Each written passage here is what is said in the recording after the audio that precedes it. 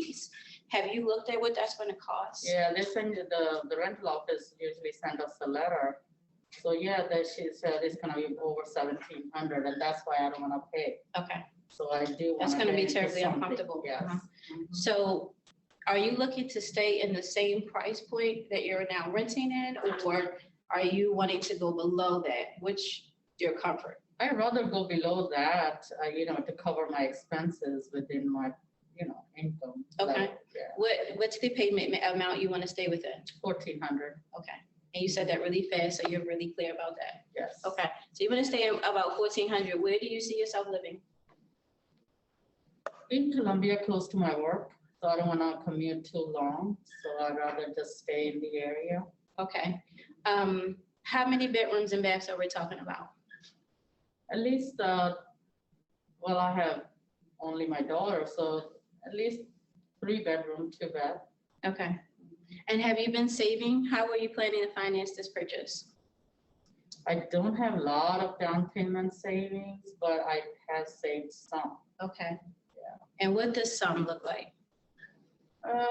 Getting to like almost 10,000. Okay. Yeah. All right.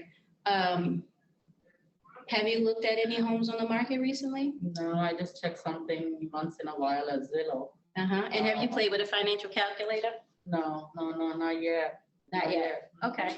All right. So I'll be interested in seeing what your thoughts are after you talk to the lender and see what the payment is.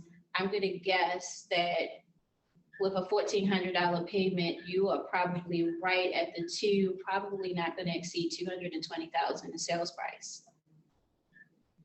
And I don't know where you work, but in Columbia, there are very few townhomes at 220. Would you consider any other locations? I might. I want to get a townhouse. I don't want to get a condo. Okay. So I did look at some like online and the condos, but I rather get a townhouse. And I actually would steer you away from condos because the condo fee will probably put you over your monthly payment and comfort level. Right. Okay. Okay. And only for that reason, just in terms of what you're telling me right now about payment, that's probably going to be a little uncomfortable. Yeah. And Jeanine, I have heard some of the county programs. You think I need a lot of down payment, or the county programs can help me to get into first time? I would never steer you away from exploring the opportunity for programs. I will tell you that the market right now is extremely aggressive, and my buyers who are dependent on a program are having a harder time getting in a house. And with you only having 60 days to find something and to move, or you have an additional $200 additional payment, if we could do it without the down payment assistance program, it might be better for you. Or you might have to consider your timeline, reconsider your timeline. Well, I can wait. If I stay on month to month, I can wait, but I just have that down payment, that's it. Okay. Yeah. All right, so we're gonna explore this a little bit more, Okay. especially after you've talked to the lender and gotten properly qualified, Okay. because that will tell you everything that you need to know. That financial picture, what your opportunities are. Maybe the lender has some ability to give you some credits that I can't speak to. Okay. That might be a comparison to the down payment assistance program, but I don't want to over speak or put anything out there and then you'd be disappointed. Oh, okay. Okay. Okay, sounds good. All right. You can't just show me a house up there? Say again? I said, can you just show me one property that I just saw Zillow? Can you go show me that? I can show you online, but I Oh. generally don't go out and show properties until we actually have everything that we need established, because we're going to go see properties and make a buying decision. Okay. Yeah, Okay. I think that the online process is really good. Have you seen gas prices recently? Yes, yes, Yeah, I don't want to waste your gas and I don't want to waste mine. Oh, Okay, all right, so we talked about finance and we talked about your timeline.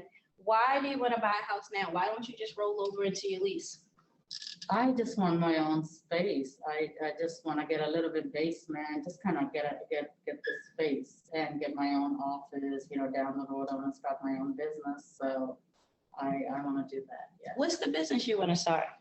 I don't know. I haven't looked into that. Probably Amazon or something. Just to kind of add some income stream with my current job. Great. I hope you do Yeah. that too. Yeah. I'm an agent who I don't go away. I'm in your life now that we've talked. I'm never going away. So I'm going to be pushing on you about that goal. I hope that's okay. Oh, that absolutely. Yeah. Good. Yeah, thank you. Good. So let's talk about what you expect from me as your agent. And I have a couple of requests of you. So what do you think it is that I do and what are you expecting from me? Well, I want someone to find me my first dream home and, show me, find me something that I really like. Okay. And that's it, really. So what does your dream home look like then? Townhouse, 3 bedroom, at least 2 bath and a nice finished basement. So, and I'd rather have an end unit townhouse. So, because I heard from my friends that they're pretty big, I was went to. So yeah, probably end unit. I agree with your friends. End of groups are usually a little larger. Okay. And can I be straight with you? Sure. One thing that I expect is that I may have the opportunity to tell you the truth always, even if it's not the best news.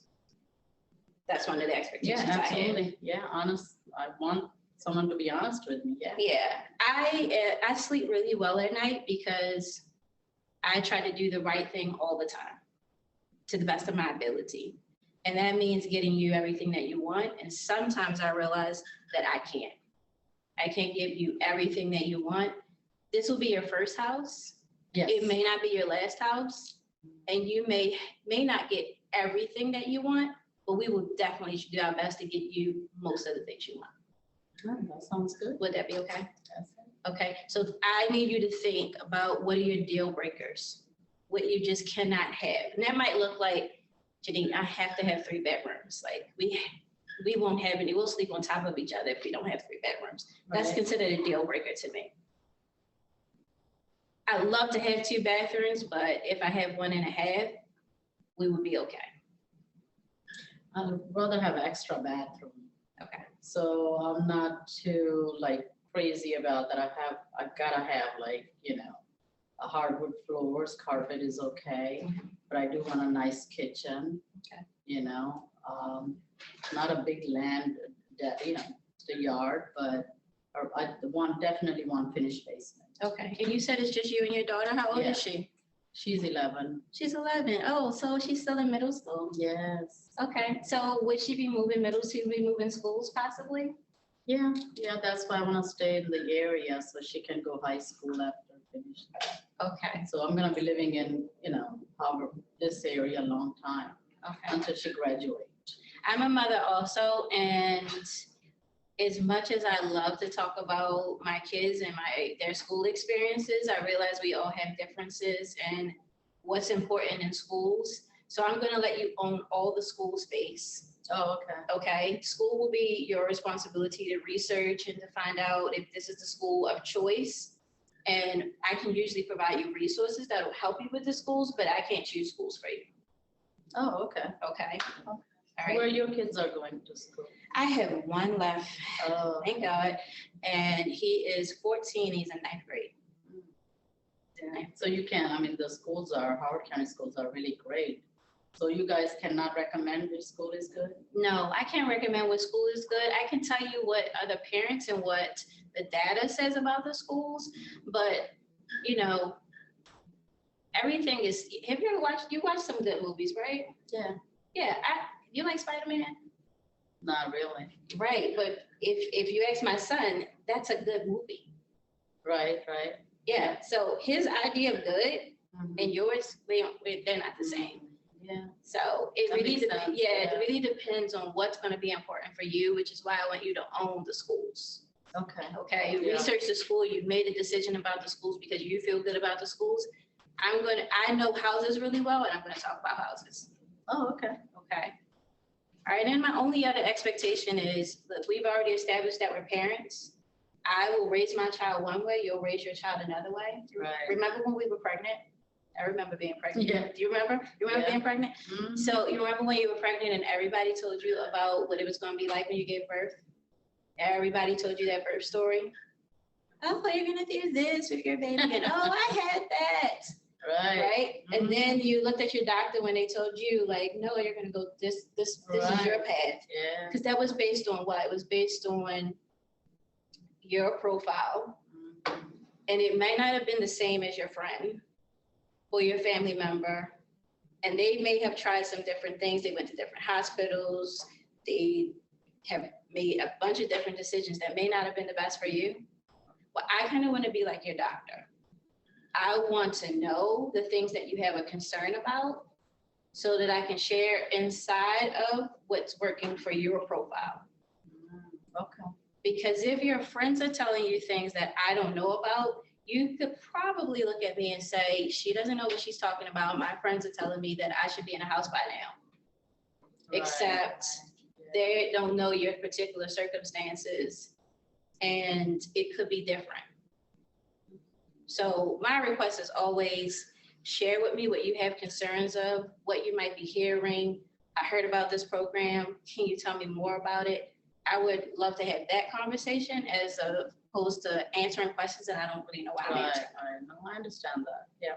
Yeah, that's the biggest thing for me. As long as I know I can help you, and when I don't know, I kind of, chase the tail, and I don't really like chasing tail. Sounds good. Okay. All right, so you're going to follow up with the lender, and I'm going to follow up with you tomorrow. If you think of any other questions, I would prefer that you text them or email them to me so then I can take time to think about it and send it back to you. And then we will follow up after you talk to the lender. Oh, okay. So I don't have to sign anything today, right? No, at this point, I'm not going to have you sign anything. Typically right now, what I would have is I already have your agreement all signed and everything. I'm going to send it to you. I would love for you to read it. And let's make a decision on when we're and how we're going to move forward. Do I have to pay any kind of fees or anything? Nope, there's nothing for you to pay. Oh, okay. There's nothing for you to pay right now. So in Maryland, we are what's called a cooperation state. Oh, okay. Okay, so we cooperate. And what happens is when the seller hires an agent, they establish a budget for how much they're going to cooperate to the agent that brings them a buyer. Okay. Okay, I charge a flat fee. You'll be responsible for that. You'll see it in the agreement. Oh, okay. So I have to pay that to you. Yes, Oh, once okay. you have settled, it'll be at the time of settlement. Okay. Yeah, Okay. So I don't have to pay anybody's commission, right? Nope. Oh, it's going to be paid by the listing agent unless we agree to do something different. okay. But until we really know how you're going to finance, that's a hard question for us to talk about that part, but we will come back to it. It's important, and I'm glad you asked. Sounds good. Okay, All right. thanks, Farrah. Thank you. How was that? Questions? How is that for you hearing it? Are you doing a consultation like that? Hi. No, but I want to listen to the recording and learn. I have found it really hard to have a buyer consultation without knowing where I'm going, or at least what bullet points I want to hit. Typically, I don't talk to a FARA until the FARA has talked to a lender. So we wouldn't have had that conversation going back to finance, and we would have fully had a financing conversation about what it looks like to use an FHA loan, what it looks like for 20% conventional. Like, we would have had a full on, which is why you need an hour. I would have already had, I would know the credit profile. So typically it goes more like, hey, my friend is gonna call you. Hey, friend, can we talk such and such a time? Where are you? Do you have a lender? No. Refer to lender. Copy on lender's email. I know when the lender is meeting with the buyer. I set my appointment after that. Unless buyer says, I know I got some things on my credit I need to work on, but I don't know what to do first. Get that call too. That call looks like, still talk to a lender. Let's find out where you are. Let's create a map for where you need to go. And then that's a pipeline buyer. They might be 6 months out. They might be 2 years out. But it's still the same direction. You go into the lender first. So you're not They having have a it. buyer's consultation if they're 30, if they're 90 days or 6 months? No? Maybe. Well, 90 days and 6 months is different. Yeah, maybe. Well, that's what I'm saying, that if. I'm not having an in-depth conversation about where you're moving, what the house looks like. I'm probably not having that conversation right then. So you just keeping it with the approval, with the financing. And I'm probably following up on the progress. How are you doing with paying X off? How are you doing with saving? Now, I've had people who are approved right now. But in this market, they have no down payment. I mean, they have down payment, but no closing costs. And that's a setup for failure. Even though you know that if you can ask closing help. Have you gotten any? I've got 3% of the concessions, not Not- that much. It depends. It's, for me, I found that the buyers, the locations that they want to be in, and they don't have down payment assistance, and I mean, you just cutting it with the down payment and you have no closing costs whatsoever, they are going to be frustrated. They are going to be super frustrated because they can't compete. They can't go $10,000 higher. They have no wiggle room. And they're tight. Or they're just shy of down payment. Those I'm tracking. Or they're really not ready. So I'll give you a scenario of a buyer I had who fit that profile. She was ready. She was referred. She was ready. She had some money that she could have used to purchase a house, but her son was graduating high school and he was getting ready to go to college in California. I knew not to mess with that with a 10-foot pole. You get in front of a mother who is sending her son on the whole other side of the world and try to extrapolate funds. She would rather sit inside of her apartment and be tight than to not be able to provide for her baby everything that he needs to get to where he's going. And she and I had that very direct conversation. I've moved kids across the world. I don't want to be restricted now that I can't fly with them, be with them overnight. I got to send them FaceTime because the house was not a bigger priority than my child. So just being really realistic and quite honestly, and she cried because she realized I thought I was ready and I'm not ready. But I'm also really scared about this move. And so I think you got to meet people where they are. Really meet them where they are. That's why I dug so deep and asked so many questions about the house. I let her talk about her work because the more she talked about her work, the more comfortable she got. The more I understood, just like, okay, this is what her world looks like. She's used to managing a lot. Okay. Like I was feeling her out. I was feeling her out for what does her world look like? How soon does she really want to move? Where is she in her payment? What does that translate to in a mortgage? Does she have realistic expectations? And that's going to be some work with her to move her. She's not going to be in Colombia. Not right now, not under those particular circumstances. And I would rather be honest with her than be nice. Being nice will not serve you. Right. It will serve you frustration and your buyer will be frustrated because this is, you know what it looks like on the buyer side? I'm not good enough. I'm not ready yet. I can't do this. This is too hard. That's what it feels like to be a buyer. They're like, I thought that I had enough money, but I keep getting beat out. I don't know why. Everything we see it looks nice, but then we get there, it doesn't look like the pictures. You've heard that. It's because at that consult, you weren't willing to be honest. Well, I like what you did, Jeanine, where you asked her expectations of you, and then you set the expectations of her as well. So that was definitely something I took in your conversation with her.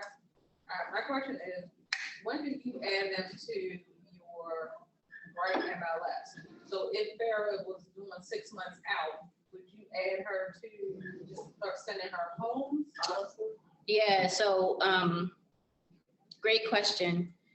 What I do is right there in the consultation, because we are approved, because we have a pre-approval letter, we get ready to go shopping soon, I would share my screen go in the MLS, I'm explaining that I have access to all things real estate, that the benefit of working with an agent is I can see what's coming soon, what's active and what's pending, and even what just came back active.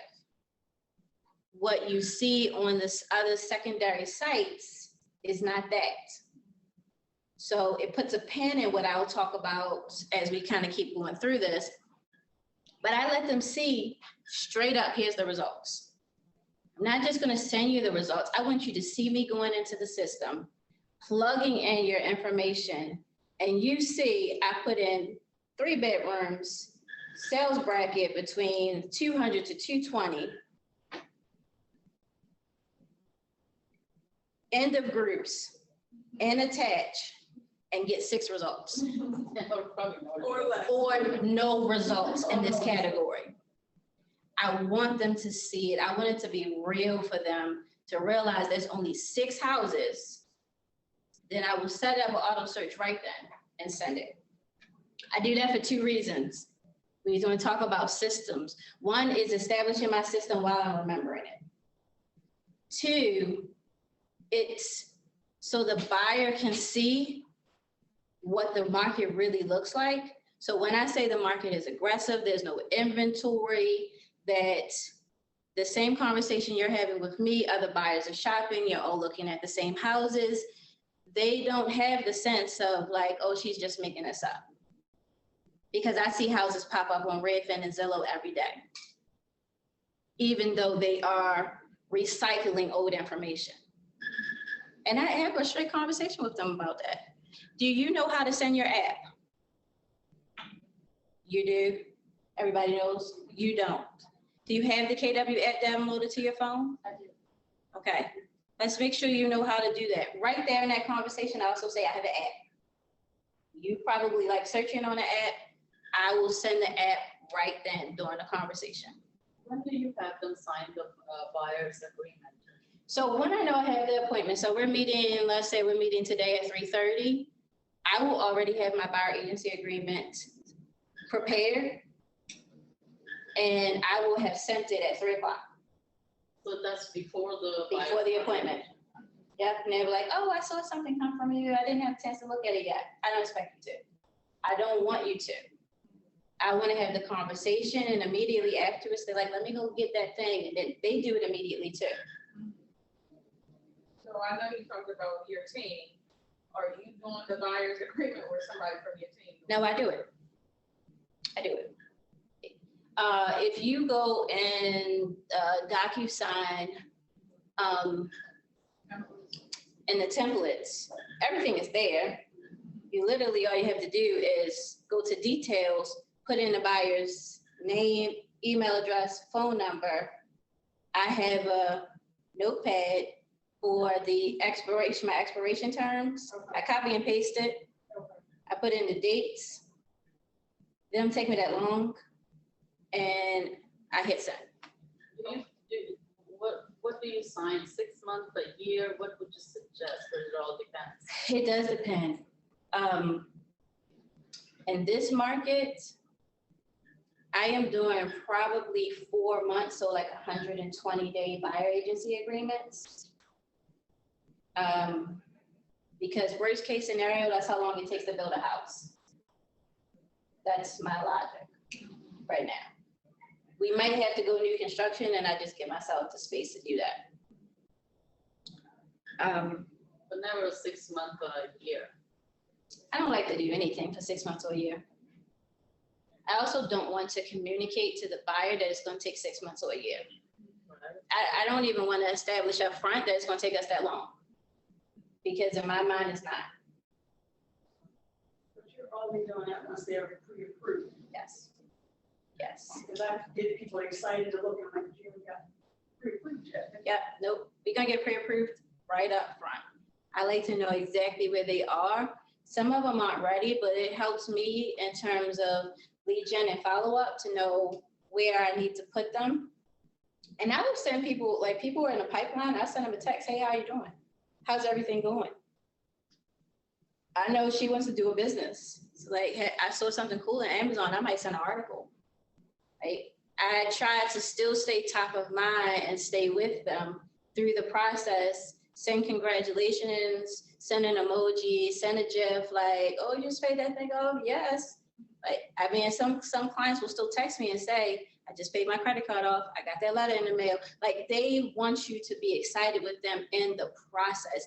I don't know if you realize how important we really become for them, because you're the secret agent that understands that they're trying to get a goal accomplished. So it's really a whole lot more than I got approved, I'm gonna go buy a house. And that is what I think creates the referrals. Is even when I look back at, and I forgot to add it to the slide, when I look back at some of the testimonials that buyers have said, oh, she's so patient. I'm like, that was 30 days. I didn't feel like that was that patient at all. But they're not talking about how long it took us from contract to close. They are talking about from the first time we spoke to now. And I didn't get tight on the consultation until I went through a lot of pain. I'm talking about going to birthday parties and somebody's like, oh, hi, Jeanine, you're in real estate. Me and my husband were gonna buy a house one day. And I was like, oh, yeah, right. That was my attitude. Oh, yeah, right. I don't believe you. And then I see them next year, that same kid's birthday party. We bought a house. And I was like, you did what? You bought a house without me? And they're like, yeah, we bought in Pennsylvania. We didn't think you could work there. Oh. I was like, oh, okay, got it. All of the systems that I have in place now are all from some sort of pain point. So my ears are like perked up all the time. Oh, you're gonna buy a house? Okay, when? You think you're gonna be here, or like you're renting in PA right now, right? Oh, okay. I have a great girl in Pennsylvania who can help you. Let me know when you're ready. Oh, I can introduce her to you now. Which would you prefer? That is a game changer. The loss. And it took me a long time to get out of the losses all the time. I was like, why isn't it happening for me? Why are people not picking me? Well, I think I'm pretty good, but what's that weighed on me until I realized people were telling me I wasn't taking them seriously. And I will even go one step further and tell you, I was a little bit discouraged to write winning with buyers and putting it out there. I didn't put the flyer out till like a couple hours ago because we hear this programming, listings is the name of the game. But I was recently at the ALC conference and the instructor was talking about a market where they had 120 listings for sale, that his team was carrying 120 listings and only 5 sold because interest rates were like 18%. And I got really clear in that one moment that I will be grateful for whatever client is in front of me. Buyer or seller. It doesn't matter how many listings you have if nobody wants to buy it. So this whole notion of buyers are liars, buyers waste your time, they waste your gas, I think is the wrong mindset. Yeah. Buyers will eventually be sellers. They also know people who know people. And I'm in the business of knowing people and serving people, period. I don't care their price point. I don't care anything else except that they have a need and I can help them. Once I've made that adjustment, I think that the results have come as a result of those adjustments. And they've been kind of like micro because when you come in the training room, you hear all this da, da, da, da, da, da, da. And I have walked out with it thinking that I had to be this kind of arrogant. I have a license, I know better, and I was missing being with people exactly where they were. So, enough of that. You will never go and show homes without anyone signing a buyer's agreement. It's against the law. That's what I say.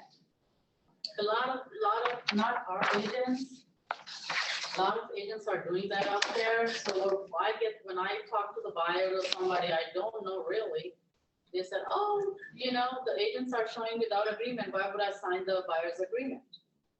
Yeah, it's So, against the law. against the law. It's against the law. My script usually, I have internalized all my scripts. So my objection handler to that typically is, I try to work in integrity all the time, Vera. And what integrity looks like to me when I show houses is sellers, especially during COVID, trust me to bring a buyer through because we're making a buying decision. We're not browsing. This isn't the mall. This is someone's home. And they trust me to bring someone in and trust that I've qualified them to come through their home. And because of that, I don't show property unless you've been qualified. Is that fair? If you were the seller, would you want me to show your house where you sleep every night to someone and I haven't taken the time to properly qualify them? And typically that helps people to understand, I'm not gonna bring somebody through your house and not ask them to wear a mask, not to take their shoes off, and walk through your house looking at all your things and I haven't taken the time to qualify them because I'm afraid of some scarcity mindset that they're gonna walk away, or like, we're not doing that. I don't wanna waste your gas and we're not gonna waste mine. Did you say I don't want to waste mine? Yes, I do. Yes, I do. I say, have you seen the prices of gas? It is almost extra $20 for me to fill my tank up. That is not a small thing. Like, why would we ride around and see properties that you're not gonna buy? This is, someone asked me, I'm just trying to share that so we can learn, all learn from it. Some agents are asked, I was asked in one transaction, that can you share your commission? So it was because when I asked you, how would you respond? Let's get to the next one. Can you share your commission? I was right through the transaction going towards closing. Can you share your commission with us? The buyer? Yeah. Can you give us some of your commission? And I go back to that conversation. Remember we had that conversation, Farrah, about how when you were carrying your baby, everybody gave you that baby experience. That may have been their experience, but remember I asked if I could be your doctor and advise you based on your particular circumstances. I don't think that's gonna work here. I like your integrity part one too, that the way you said it, that,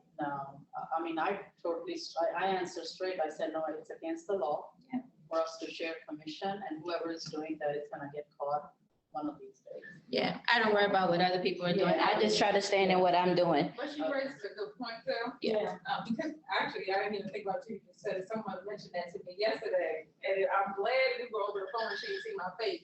But certain cultures do sometimes believe in sharing commission, or so I just told her we work too hard for a commission and we'll find another way to negotiate. I don't know who's doing that, but it's against the law. Yeah. Yeah, I would ask them, why is that important to them? Is it just because you heard someone else is doing it? Like, why is that important to you? Because it's some other question behind the question. And decide for yourself. If Like, someone is paying you, conventional and over $120,000 in total, sale, they don't need the money. yeah, but that's why I said there's another question behind the question. Why is that important to you? And let them tell you, like, because whatever that looks like, just so that you can understand what are you asking me? Because this is not a commission question. Here's the other thing that I've been doing. I asked for a 24-hour notice to show property.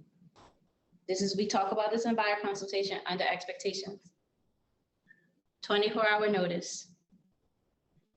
I let them know you're going to get coming soon listings. Let's watch that expected date.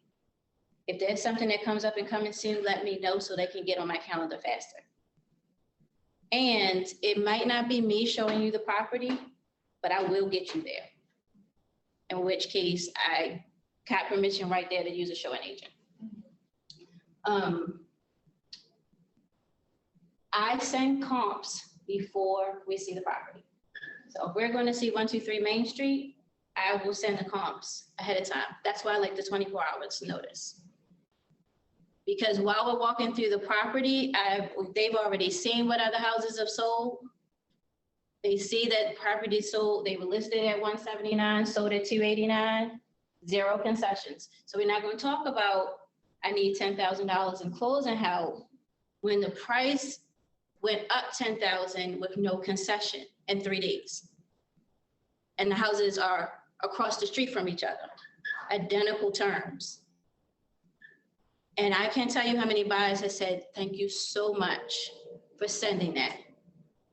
Because they're looking through the eyes of, and especially when you got 60 days or be paying $200 extra a month. Their expectations are very high that I need to get into something. They're under a lot of pressure. So being able to be proactive and send it. And if you're looking in the same area, the comps will sometimes be the same, so you won't have to do it every single time. But you will know enough about the market that you can say, oh, I showed this to, Dave and Sue, and I know that house sold for $220. And that basement's not finished. So this is priced right? It's so little inventory that you can be the master of the market right now just by doing that exercise with your clients. And that'll help them be able to kind of go through. So you know your numbers, you're set up for success. And at the end, when they like it and you know they like it, we stand there and we saying, okay, so how much we gonna offer? I think we can go up about 8, 9 grand. Okay, let's make sure we do our best and final out the gate. All right, and I'll show you this video of how I actually show property. And when you are showing them comps, Jeanine, do you mention, Not it yet. shows that when they were closed, those properties, that they had, I don't remember what's next. whether they had seller's concession or not on those comps, right? Whether they had sellers. You can see seller concession on the Right. comps. So would you kind of discuss that too at that time? Yeah, usually you will. We will actually be talking about it while we're touring the kitchen. So we're doing 2 things at one time. In the buyer consult, I typically talk about what I'm going to show you, which is how I look at property different than how you're going to look at property. Farrah, you're going to be looking at 3 bedrooms, 1 bath, can your furniture fix? And I'm looking at completely different things. I'm looking at how does this property line up with the cost? What's its condition? Where's the value? Is it priced correctly? Is it safe? Is it a match for your financing program? What do you say safe? Is there a trip hazard at the front door? Is the railing falling off? Is it peeling and chipping paint? Do I see staining all in the ceiling? Is there mold? Safe. So we look through 2 different lenses. You are looking at something completely different than what I'm looking at. So when you see me looking in under sinks, and I also say, I do not dress up on showings. And it's not because I don't take my job seriously, but when I crawl in a crawl space, I don't want to do it in a nice dress. So we can play the video. This, you can put it up and then I'll tell you. So this buyer I was shopping with, fortunately, it was just like a few weeks ago. This buyer is actually a commercial buyer. So we are looking at a residential property, but they are buying the property. This is a cash buyer, 3 partners, and it's a law firm.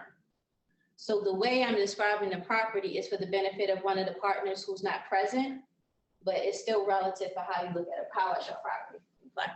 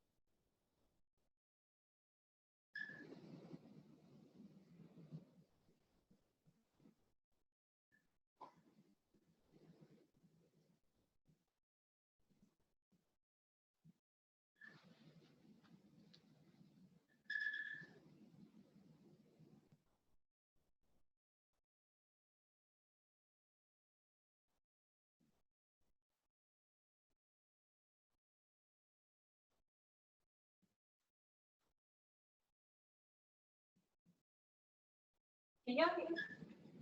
I think it's best. Like, I can't, I really can't hear. It's like the mic's like if it's face It can sit louder. here, but then turn it back.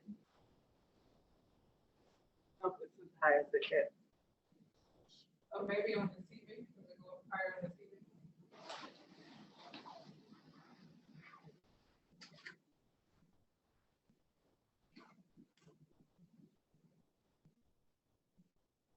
No, it looks like it's fine here.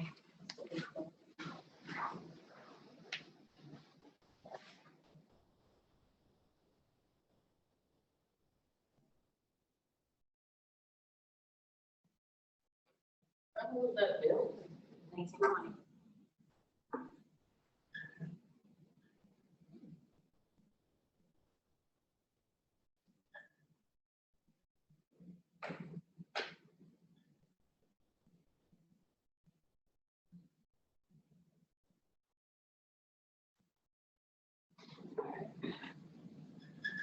This is the most important part of the house.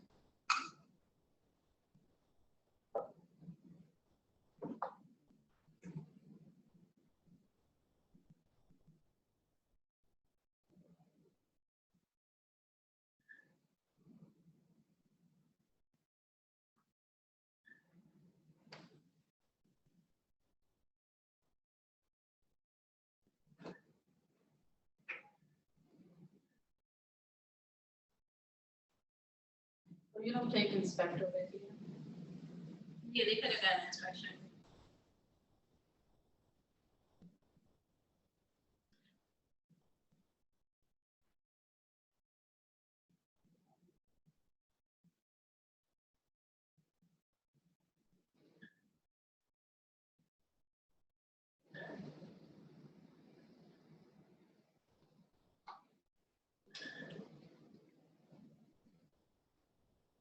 You said it was a law firm?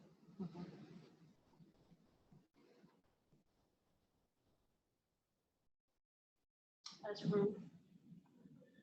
It's not square D, it's stab lock. Did you see it's a fuse box? It's a fuse box for electricity. You can press pause because you can barely hear this. But there's a fuse box. So this is what I mean when I say I'm looking at different things. They were coming in like, okay, based on this price, can we set up our offices? Can our paralegals work here? Where would our people be for reception? They wanted to be on the main bus line because they service a lot of malpractice and elderly clients. They want people to be able to have access in and out. They didn't want a whole lot of steps. They didn't necessarily want to be in a fancy building because they want to be more appealing. They want to be more appealing to Baltimore City residents or Baltimore City constituents. This basement was fine for their purposes. Nobody's working in the basement. Like if anything, they're probably gonna store stuff in their basement, file cabinets, etc. That's all they really need down there. But that electricity is dated. The house was built in 1929 and it has fuse boxes. Not only is the fuse boxes gonna cause their insurance to be high, but they would not be able to run Wi-Fi and air conditioning units and all the other things that's constantly drawing on electricity without there being an issue. And it'd be blinking and you're like, oh, what's going on with this? So I studied interior design in college and my father is a bricklayer. So I grew up in construction. I don't know why I know some of the stuff I know. And I think most of it is because I just vicariously picked up a lot of things as a child growing up being in a construction environment. And I live in a house. So you don't have to have the background I have. You live in a house. Even if you live in an apartment, you have an HVAC system, you have an electric box, you have plumbing. Look underneath the sink. Do you see PVC piping or do you see copper? Do you have an electric unit? Could you walk up to the unit and tell? You can. It either has a power cord coming to it or it has an or a gas line to it. Those things are important because that computes to the buyer. Electric bill is going to be high, or I have gas and electric. When we walk through the kitchen, I usually ask, do you have a preference on gas or electric? Some people do. Some people prefer gas cooking. So the next time we look at properties and they say, Jeanine, I want to see, they say 10 properties that they want to see, and 8 of them have electric stoves. Did you see that they have electric stoves? Are you going to be okay with that? There's no electricity in this area. I mean, there's no gas in this area, so we can't even convert. So I'm paying attention to what they're saying as we walk through the property. I typically like to, with the first time we go out, I like to show them right now. I like to be the one to show them the property because I'm doing this for the purposes of learning what their preferences are. I don't expect that they know. I don't expect that they know what they like or don't like yet until they actually start walking through properties. And then I find out stuff like, all of my children have queen size beds and this room is just entirely too small. It's not gonna work. Okay, next time we go to see properties, I'm looking at the size of bedrooms, trying to gauge with the size of beds. And you can kind of tell by how many pillows on a bed. If it's 2 pillows and you still got space, you're probably somewhere between a queen and a king. And if it's tight, you're between a twin and a full.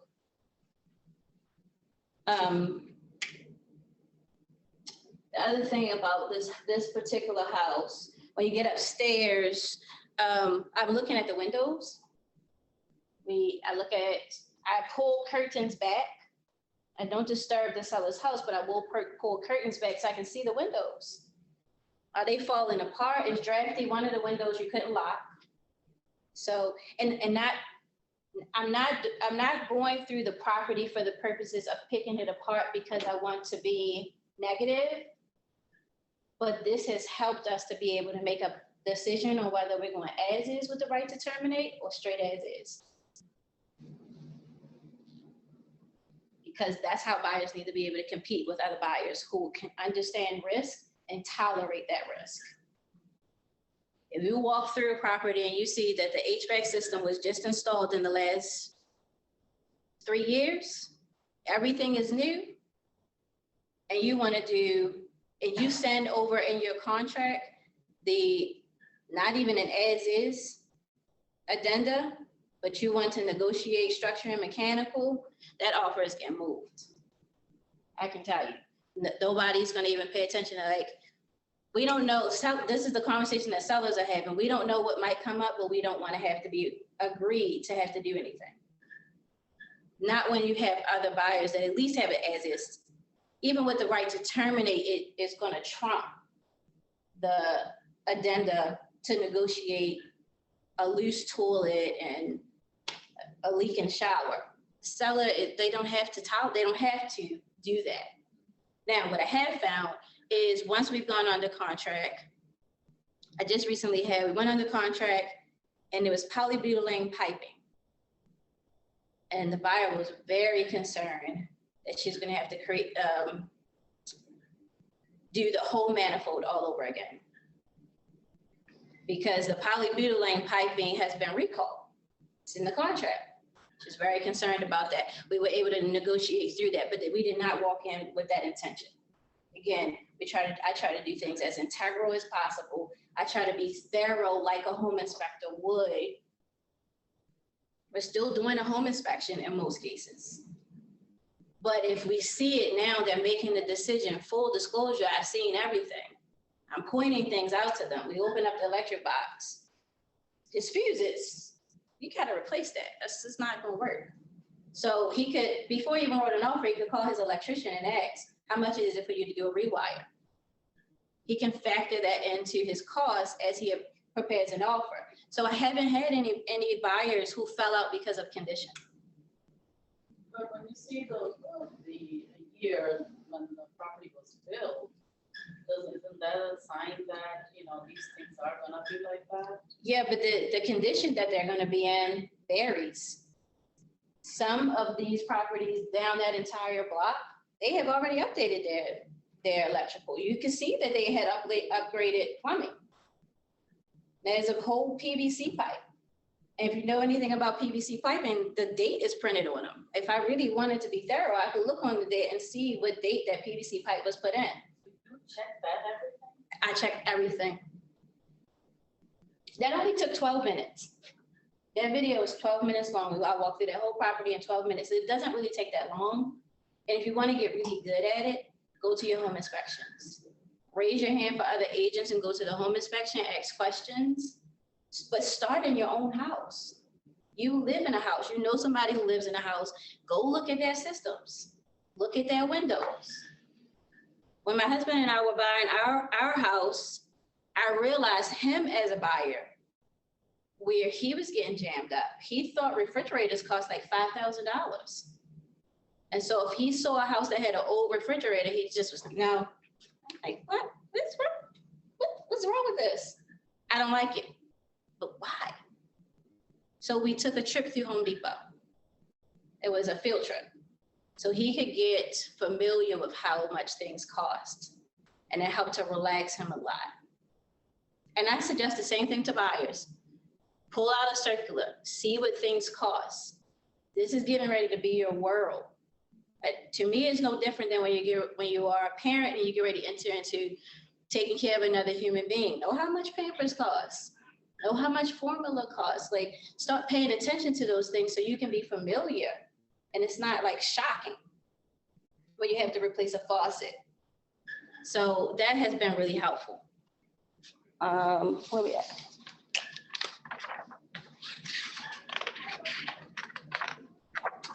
Yeah, this one, that's it. This one? We kind of talked about that. Yeah, that. Okay. Know your strengths. Over these past years, I have come to learn my strengths and embrace them. Some things I have are a strength, but I didn't perceive them as a strength. I did not perceive growing up around the construction world as a strength. It actually, I was at a building site with a client. We were walking through and they were renovating properties. And the guy had a jackhammer and he was saying, it's taken us so long to get this sidewalk off. He's been working on this for hours. And I was like, why is it taking so long? He said, I don't know, it's a stubborn sidewalk. And I was like, wow, okay. I got halfway down the street and I said, I think the bit when that jack was wrong. It was a flat bit, but it should have been a point. They changed it and the sidewalk was out in 5 minutes. I surprised myself because I was like, how did I know that? I've never used a jack before. So I started to say, okay, well, let me pull on some of these things I know. I didn't feel like I was qualified to walk through a property like a home inspector because I'm not a home inspector. But mind you, I didn't tell them to buy the house because the condition of the things were good. I said, you should have a professional look at this. I'm not sure why this is. It might be a sump pump. They may be, we're going to put a bathroom down here, but we should get this checked. They don't look at houses every single day like I do. But I walk through enough properties that you see the same thing over and over again. And if you just negotiated an HVAC system, why is that not relevant to the HVAC system you're standing in front of? You know it. It just was a matter of paying attention to it, and it became a strength. And the more I used it as a strength, the less times that we had fallout. And as we walked through properties, the buyers even got educated on it. They were really happy. It's better, it's good for you because you're trying to negotiate the contract on the other end too with the listing agent. So more you know as an agent, more you have a power to with your contract. And it's not unique to me, which is why I'm sharing it with you. You can understand the HVAC system as well. You can understand an electrical box and whether it has a garbage disposal. And if you look under the sink and you can see they've had a leak. Those are the kind of things that buyers are terminating contracts over because they paid $10,000 and $15,000 over list price, and then they do an inspection and realize all of the money that they put in the top of their sales price, they no longer have to address issues. But the more we're able to look at the property very transparently before we wrote an offer, we would not write over $10,000 because we know we need that cash to be able to fix stuff. And so it presents the offer a little differently. We noticed that a couple of things need to be done. We'd be willing to take the property as is.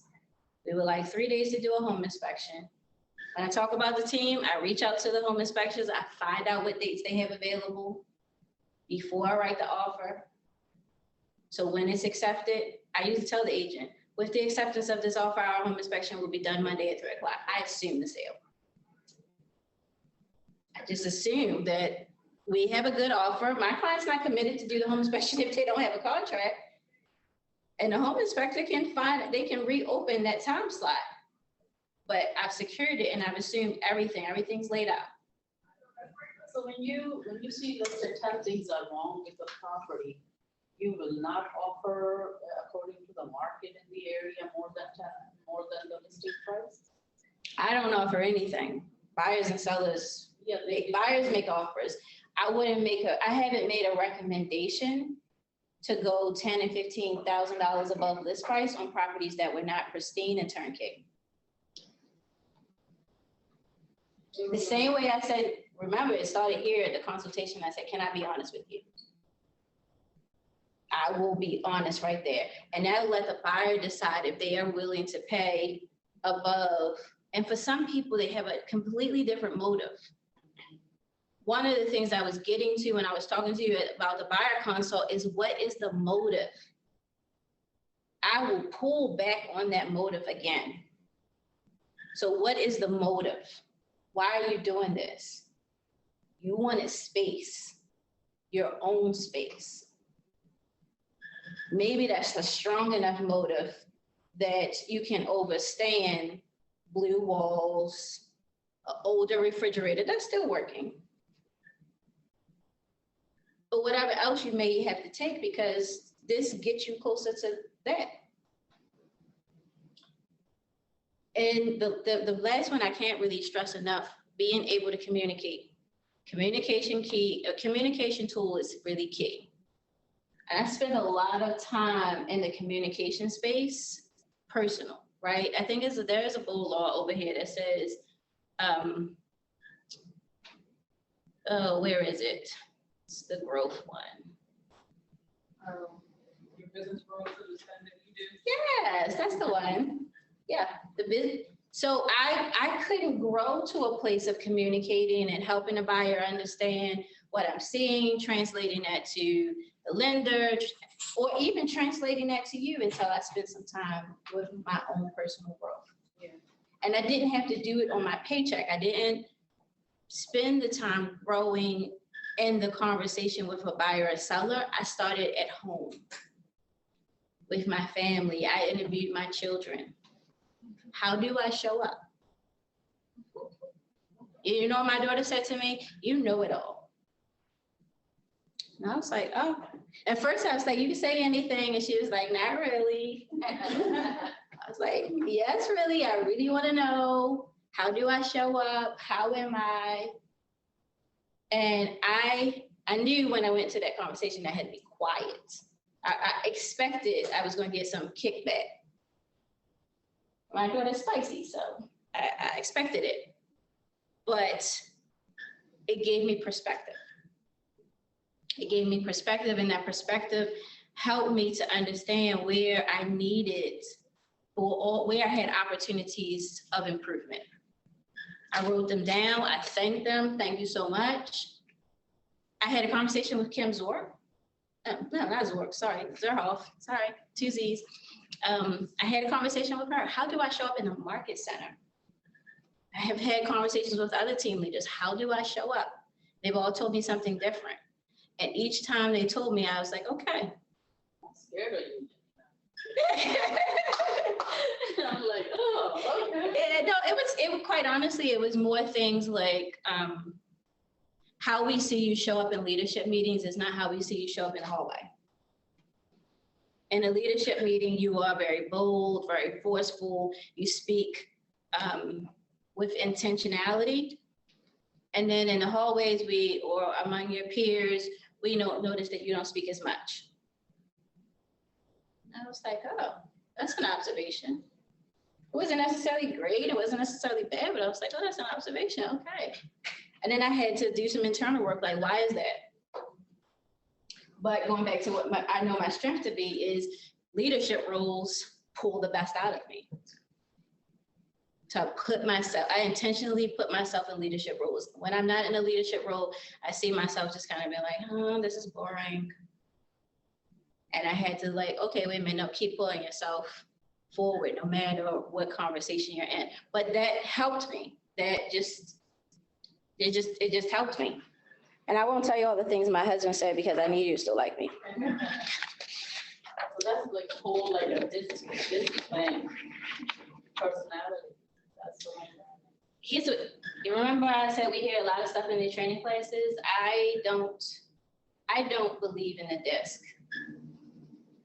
Sorry to pop your bubble. I think that we are all disc.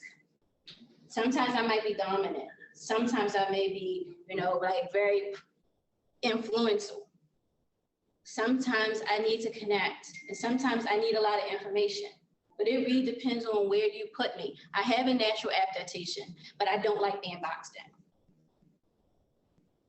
So yes, I might be driving in my personal life, but if you take me into a different arena, I may show up differently. And I give myself permission to do that, and I give others permission to do that as well. I don't assume somebody is one way.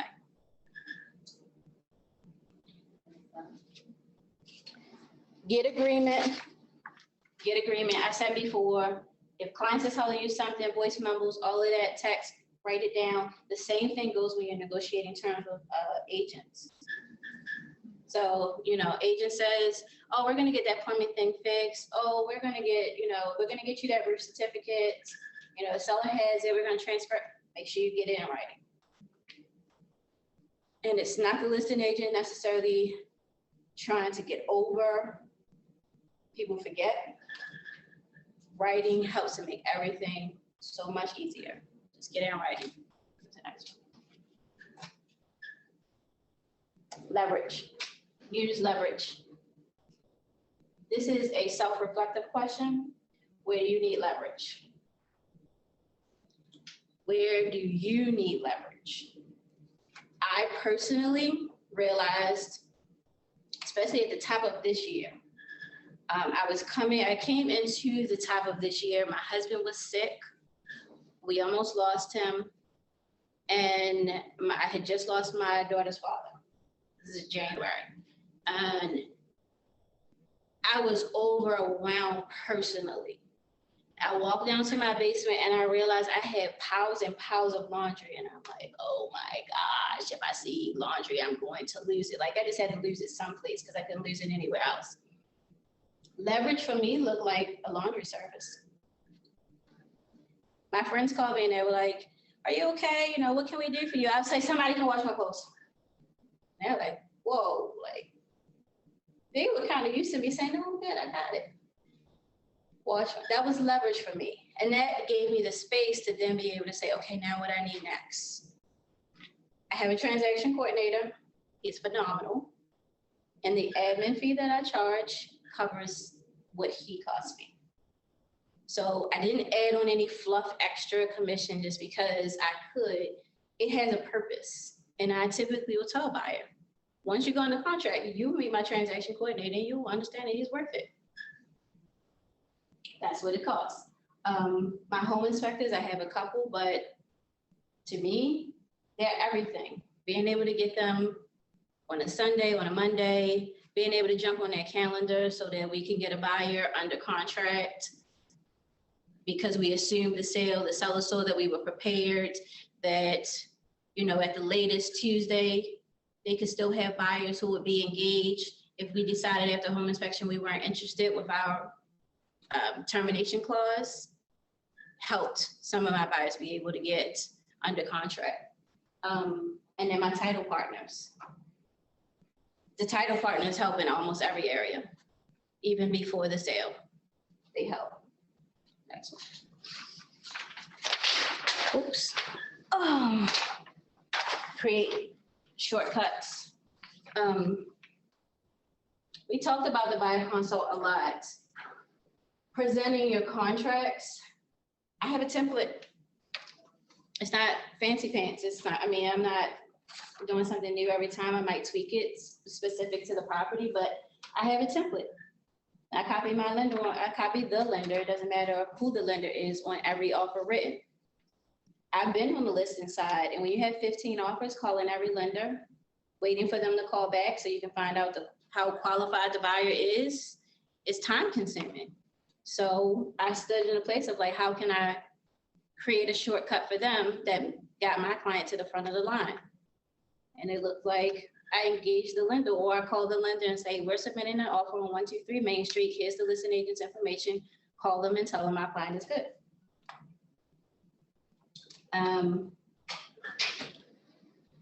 And then for negotiations, like because the contract has timetables, we set, are you 5 or 5:15? No, so Shannon's on and she said, if you need the whole time, you can have it. Because she said, this is great stuff. We could reschedule with her. Okay, no, I'm actually, I think it's on slide left when we're done. Are you sure? Yeah, I started speedballing. Okay, all right. So We're you're- talking about a timeline, so I'm keeping the timeline, Shannon. And you know, the timeline, I ask questions. I thought I accounted for question time, but Okay. I put alarms on my phone. My transaction coordinator Shannon. sends out an email in the beginning and says he does a full disclosure to the buyer of like, home inspections need to be done by this time. You need to have loan commitment by this time. So he's tracking all of that. So that has freed me up from not having to call and see, did the buyer do their financing? For buyers that bring their own lenders and didn't use the lender that I recommend and don't know how my system goes, I call them after the buyer consult, introduce myself, find out what their system is. Do you send out a letter when the buyer has made application? I'm going to copy you when we present an offer. Is that okay? I like to make sure that the buyer has seen a cost illustration before they sign a contract. Do you work on Sundays? How late are you available? Would it be okay if I text you after a showing? I just find out from them what their system is so I know how to work with them. I try to adjust if I can. Most lenders want to get the deal done just as bad as you do. So I have buyers initial the cost illustration. You saw the price, you saw the payment, you saw the cost, all of that before we presented this offer. So once it's accepted, it's a lot easier. To me, it's no different than how I show the property. We might have missed the slide, but I think you knowing how every part of the transaction is going to go is key. If you ever done both, we do this exercise, or we used to do this exercise where you walked around and the person in front of you was blindfolded, but the person behind you is just following where you go and you have to verbally tell them. It's a great game to play with your kids, just for practice, because you can't necessarily, or anybody who's home with you or any other live body that you have, practice walking through the transaction blind, because the buyer is blind to the transaction. Even if they bought a house before, they didn't buy this house in this market. So being able to tell them, okay, good, you got application done, appraisal's gonna need to get done, termite's gonna get done. You don't have to be there for that, but you will get the report. Whatever it looks like, whatever part you are in the process, letting them know where they are is really helpful. They feel relieved. You're in underwriting, they may ask you for a bunch of stuff more than once. I think that underwriters are hard of hearing. Like, they're gonna ask you for something more than once. It's okay, you're not being denied, they're being thorough. Just having those kind of conversations helps them feel like, okay, I'm gonna be okay, I got it, everything's good. And they tell you, I sent my application off, it's done. I sent my wire, stop that, and now that I have like 2 more minutes, I'll tell you this one story. I had this buyer one time and I was showing her a property and we finally found the house. She got the house, offer was accepted. We're going back through the home inspection, we're leaving, I'm putting the key in a box. And she said, Jeanine, are you okay? I said, yeah, I'm fine. She said, it's just that we've been looking at a lot of houses and she's a married woman buying a house without her husband because he's like, I don't care what house you get, just get it.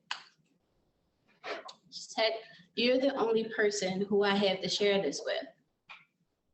And I'm really excited, and I want you to be excited too, but I can't tell that you're excited. It's like, oh, shucks.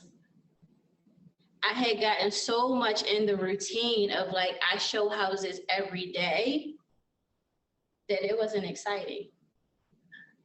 And I was robbing her of the experience that this is a big deal for her. So I was like, okay. And she gets a pie from me every year because she gave me the greatest gift. And that I wasn't aware that I was kind of dulling her experience, but I was really self-preserving. It's like, not gonna get excited until the ink is dry. But I was robbing her of like, no, I'm gonna assume that this is gonna go well, you're gonna enjoy it. Yes, yay, we finally got one approved. So that just kind of carries on for me. But I create shortcuts. I write the contract before we go to the property. So in DocuSign, when I'm doing the buyer agency agreement, I will already pull the real estate contract to sale. I know what county we're gonna be in. I pull all of those and they're just sitting in the folder. So it's pre-written. So the only thing I have to do is plug in terms and send. Or if I know that I'm gonna be busy, I will send my contract to the leverage center, but all the stuff's already in there. I'll fill out the template. I might even be filling out the template while I'm showing the property. I send it to Ann. I have no lie, gotten contracts accepted, riding on the highway away from the property and already presented. Or sat on the parking lot after the showing and sent the last bit of information. You have to get creative in this market if you're gonna be out. Every buyer can't go up $10,000, but what else can they do? What else can you do? How can you make your systems more efficient and more streamlined? That is saving you time, saving them time, and you can work with more people at the same time. Yeah, but sometimes listing agents on the other end telling you what's going on, what they want. But I've already called them before I show the property. Right. I call them before I show the property. I know when their offer deadline is. If disclosures aren't there, I ask for them before we see the property. Even if we don't write, I still ask for it. Because I'm gonna tell you the other thing that's happening is I have written a couple of times where there's been multiple offers. They accepted an offer that wasn't ours, but they came back and they took our offer because the other offer fell out. So just because they don't get it, just watch their property. It could come back around. Right. It could come back around. Okay, did you say 5:15? Yep. Still good? Yep. 10 minutes, questions? Can you upload this to the KW, your, Oh, my slides? Yeah. Can you upload that? Yeah, I don't know if they spell checked, but I wrote them at like 10 o'clock at night, but yes, I can. Cool, thank you. Yes. So you mentioned that with properties on newer systems, sometimes you're okay with, I guess, as-is without right to terminate. The buyers have been. Yeah. Yes. How important do you think permits are? Or like, are you pulling them? Are you advising your buyers to look into them? That's a great question. I generally lean to permits when I can tell the property's been renovated. So it's been touched within the last year, yes, I will pull permits. Or ask a listing agent for permits, and I usually will have the buyer initial that they saw permits. But if it's an owner occupant, most owners, when they go to change over their HVAC system, did not pull a permit. But if it's a renovated property, especially in Baltimore City, where a lot of people aren't pulling permits, I also know that in this environment where it's harder to get a permit, that people are kind of taking shortcuts. But it's not totally the agent's responsibility to pull a permit, to check permits. It is important to point your client to the resource for where they can find the permits. So it's depending on the county, right? Now, if somebody has finished the basement without the permit, which is inside the property, not the outside, because you need a permit for the structure outside. It depends. If I finished my basement and it was unfinished and it didn't have electricity and lighting and HVAC, I probably needed a permit. Or if that was in place, just finish the finishing basement. So we're just talking about drywall and insulation. You can always ask the listing agent. But We'll call the county, is it our? you can call the county. You can call the county. Before I list the property, let's say the property was 3-bedroom, 2-bath, now it's another bedroom downstairs, another bath, so it's like, can you advertise the property 4 bedrooms, as long as the window is to exit or whatever? 4 bedroom, 3.5 baths, and you have nothing to show. Unless you get the permit. If I'm the listing agent, then that's the disclosure. That's the disclosure. That's the disclosure. Yeah, I checked with the county, there was no permit. Either I know there's a permit or I don't. It's, because 2 or 3 years ago, there was a base unfinished. Now it's a finish, and there's nothing to provide. Would we still? then that's on the seller. The seller is who's making the disclosure. So if there's been a change and pull a permit, that's on the seller. Yeah, any other questions? Yeah, question. I just want to know what would happen to the seller, like would they have to take it down? I know sometimes they do have to undo things, you know, like they do it. Or they just let it slide if it looks from the outside. I think that's going to vary from county to county. And depends on who the seller was. If the seller they purchased the property, they renovated, and then they sold it, they may have to pull it apart, depending on the inspecting county. But if I live in a house and I finish out my basement and I roughen it, I just put in hardwood floors. I didn't pull a permit and all of that. As a homeowner, I can make improvements to my house. And you have the right as a buyer to inspect it and decide if it's in a condition that you want. If you have questions about whether or not I used a permit or not, at the time, I'm responsible for telling you that. But I think the seller becomes responsible when there's a defect that they know about that they didn't tell you. As where the seller is still responsible. Yeah, and I recently had a situation where a buyer bought the property as is with the right to terminate, got in and water started leaking through the wall and found out later that the seller would have known about it because they found kitty litter behind the wall to absorb the water and flex seal at the place where the water was coming in. So somebody knew at some point that this was an issue. They didn't disclose it. That is a true definition of a latent defect. It was behind the wall. We did an inspection. We would have never pulled the drywall back to see it, and it wasn't happening at the time of the inspection. That's a latent defect. Any other questions? What are you advising your buyers as far as earnest money deposit? I like wires. I mean, like 1%, or you saying they should go higher in this market?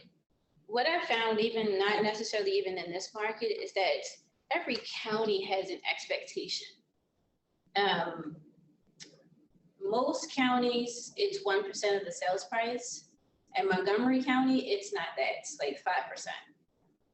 If you do 1% in Montgomery County, you look like you don't do business in Montgomery County. And it's 5%. Most of the buyers there, they expect, those listing agents, they expect to see 5% or better, and if they don't, they're like, this agent doesn't do business here, and they can tell. Yeah. Any other questions?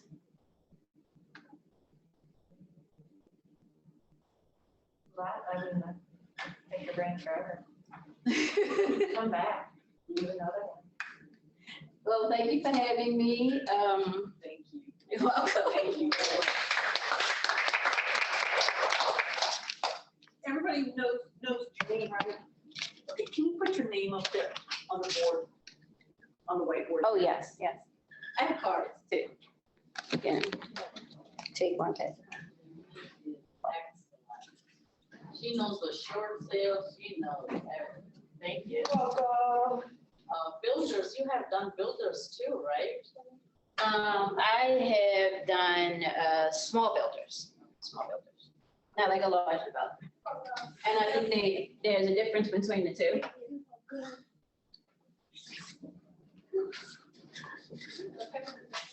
Here's my You're welcome. Oh, I should have walked up there, girl. Come on. Well, I was gonna ask ahead of time what questions, so I made sure I got them, but we had time for the end, so it didn't matter.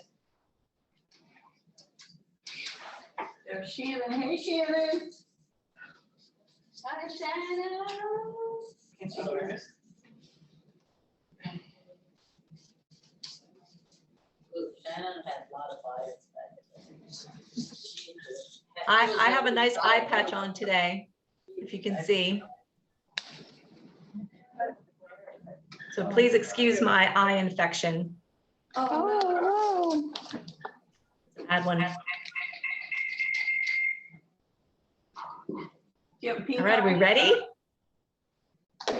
yeah, we can't hear that good though. All right, first of all, I just want to say that was amazing. All of that information. Can we give Jeanine one more big round of applause? Because that was amazing. That was all spot on. So today, what I'm going to share with you guys is how to create habits around the activities that you need to do to help you become more productive. And, you know, the thing about habits It is, won't go any louder. It's not. It's not can you hear me? that book. Just, Not very well. No? just speak, Yeah, it's speak a been little bit loud. louder, Shannon.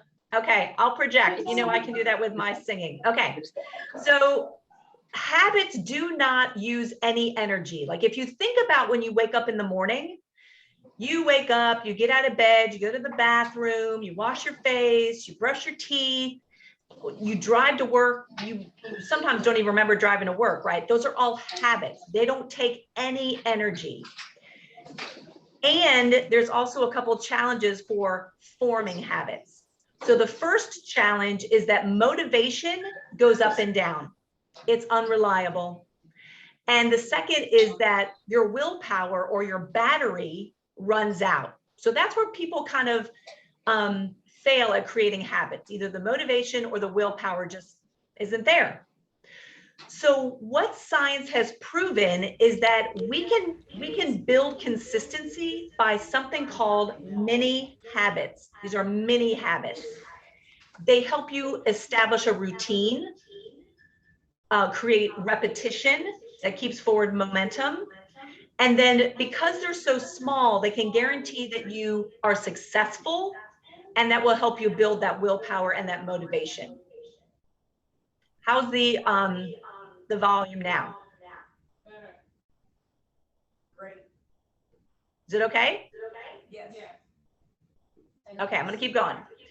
So speaking of motivation, motivation comes after you get into action, not before. And that's one of the things that trips people up is they know they need to do lead gen, but they don't have the motivation, and so they don't do it. So motivation comes after you start something, not before. Your brain likes to complete tasks and things, but it really struggles with getting started. So you've got to piggyback on something you already do. So things like after I brush my teeth, right? Because that's a habit we don't have to think about. After I brush my teeth every day, I'm going to write in my gratitude journal 3 things that I'm grateful for. Another trick is to make it really, really small. So let's say that you need to empty out your inbox and your emails, right? And it just seems like a big task. Start out small, 10 minutes. Your brain says, oh, you know what? I can do 10 minutes. I probably won't be able to do the whole thing, but I can do 10 minutes. Or maybe about lead generation, instead of looking at your calendar and you're like, I've time blocked for my lead gen and it's supposed to be 3 hours, and your brain sees 3 hours and goes, holy crap, 3 hours, and it won't start because it seems too big. So one of the tips is to start with 1 call. Yep, that's right, 1 call. And once you do that 1 call, you'll find that your motivation starts increasing. Now, here's the thing. You can absolutely stop after 1 call, right? Because if you trick your brain into starting and then you just keep going, your brain's gonna be like, well, wait a minute, you told me you only had to do one call and you just keep going. You can absolutely stop at one call. Everything else is optional, right? So making it stupid small so your brain has no barriers to starting. And you want to celebrate your progress. So when you make that one call, when you take 5 minutes or 10 minutes to clean out your inbox, celebrate that as a success, okay? And you don't want to work on more than like 2 or 4 of these mini habits at a time, right? It's just too hard to rewire all that in your brain to create these habits. Now, I talked about routine and repetition. It is much more important to create the habit than it is to do something for a long time. So for example, that lead gen, doing one call 5 days a week, right? Versus no lead gen, or doing it 3 hours for one day. Creating that habit is the ideal first step. So just starting that routine, I make one call every day.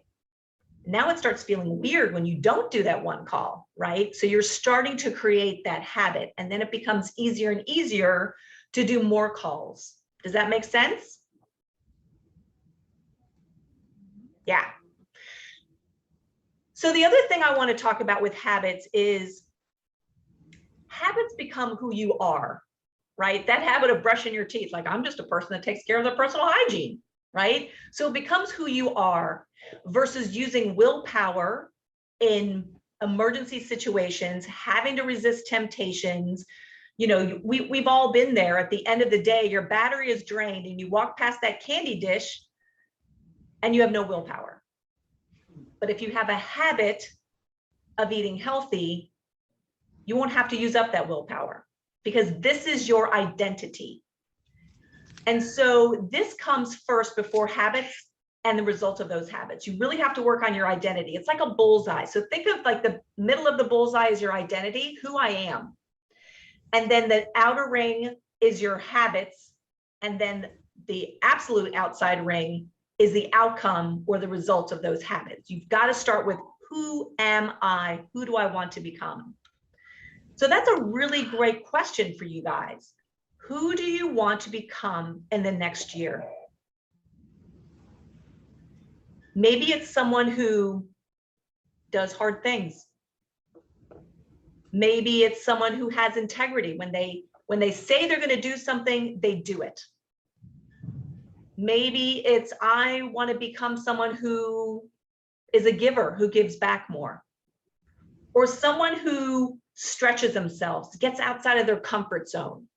So figuring out that identity of who you want to be will help you push through when it's difficult, when that motivation, when that willpower is not existing, right? So I would say that would be your homework today, is just figure out who is it that you want to become in the next year and make it really simple. Someone who does hard things, who's not afraid, who walks through fear, who's brave. And then what would a person like that do in this situation? So someone who does hard things, what would they do when the day's going sideways and haven't made their one call, right? It's hard to pick up that phone when you're tired, but I'm going to do it. Or maybe you've decided you're going to be that person with integrity. So what would that person do in a day where everything goes sideways? Well, that person said they were going to make one call. And because they have integrity, they're going to make that one call, even if it's 8 o'clock at night, right? Okay, so this last little bit is how do we change and transform, right? How do we become better versions of ourselves? And we don't do it by beating ourselves up. Remember, I talked last time about our saboteurs, and we don't grow, we don't change, we don't transform into a better version of ourselves by beating ourselves up with negative talk. We transform by feeling good, not by feeling bad. And coaches, we call this resonance. When people's energy is increased because they're feeling excited and good about something, we say that they're in resonance.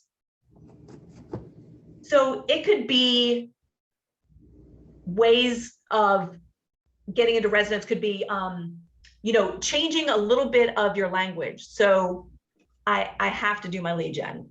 That's pretty low energy versus I get to call my past clients today. I get to connect with my past clients or my database. And I want to be the person that follows through, right? Completely different energy. That's that resonance. I have to versus I want to, or I get to, or I'm excited to. And if you get distracted, that is a sign from your brain that you need to take a break. Your willpower and your battery has been drained. So when you get distracted and you want to go on social media for a break, first of all, guys, that is not a break. That's not resting your brain. When you have to decide, am I going to like this post or not this post? Am I going to say something and what should I say? You're continuing to use up that battery, right? The way you can recharge your battery is to take a true break.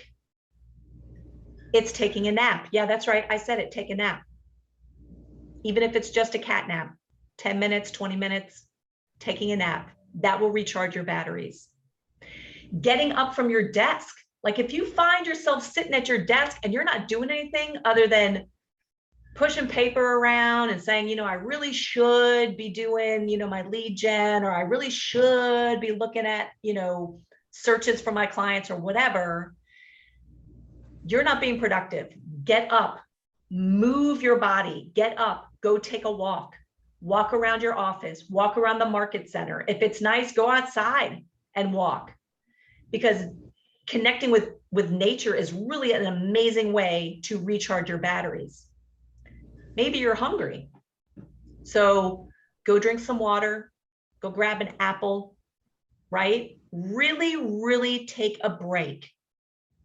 Your brain is telling you when you are distracted that what you're doing is not working. So change it up. And that's another way to create resonance, right? By actually moving your body into a different space, right? I attended a Tony Robbins event last week, Date with Destiny, which was amazing. It was 6 days of intense training with Tony. One night we went to 2 a.m., which was pretty intense. You know, they can be 10, 12, 14-hour days. And the idea of resonance was a huge part of this Tony Robbins event. We started every day moving our body. We had a couple different people come on, do some stretches. We did some aerobics. We had dance parties. And one of the true things that they were talking about is not only do you want to move your body, but it's actually raising your hands up in the air and jumping. Sounds crazy, but that's how we rewire our brains. So throughout the day, like I said, these are 10, 12, 14-hour training days. It's crazy. They would have little dance breaks. They would just play music and everybody would just like take a little break and dance and like put their hands up in the air, right? And then we get back to business. And it just that little bit energized us. So I asked Kim to play a fun dance song to end my segment today. And we're all going to get up and do a dance party because we've been sitting for a while, right? We're a little bit low energy. Am I right? Yeah. All right, Kim, let's play this song and let's dance our way out of here today.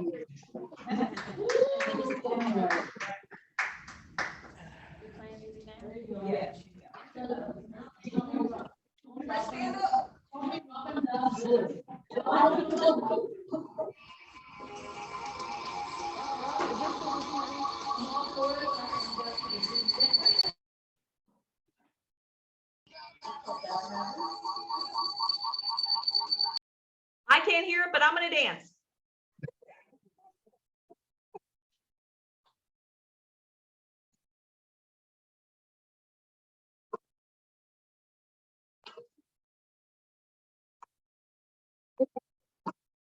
Is everybody dancing?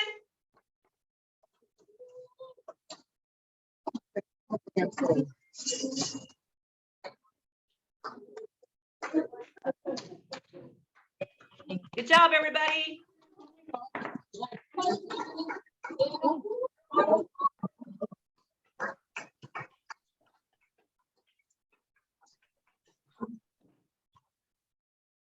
Okay.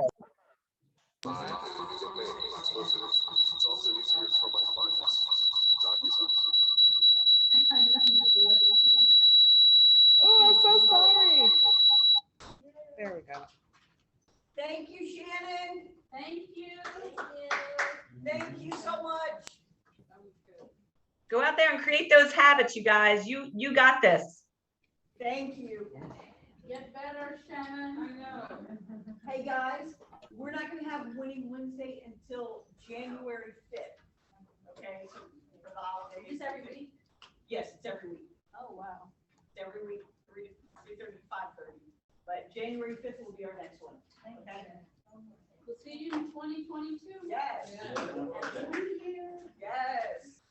Thank you, Jeanine. You're welcome. I just wrote my first contract.